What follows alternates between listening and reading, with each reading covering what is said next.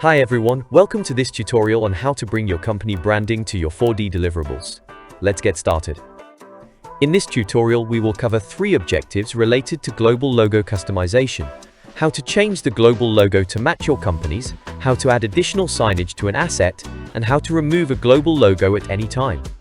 First, you need to select any Fuzor asset to begin logo customization.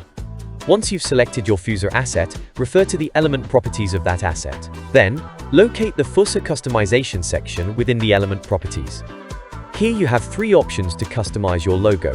1. Change the company logo. To add your own logo to all Fuzor assets in the content library, select this option. It will prompt you to open your File Explorer.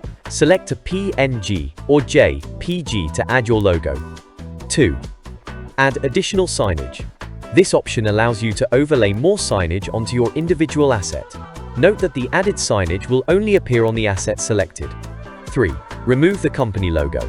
Feel free to remove the company logo when you begin a new project. This option also allows you to clear the logo from all assets and start from scratch.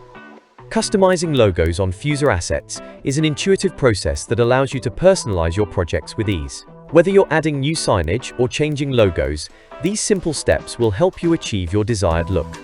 Thanks for watching. For more tutorials, subscribe to our channel and explore Fuzor's powerful VDC tools.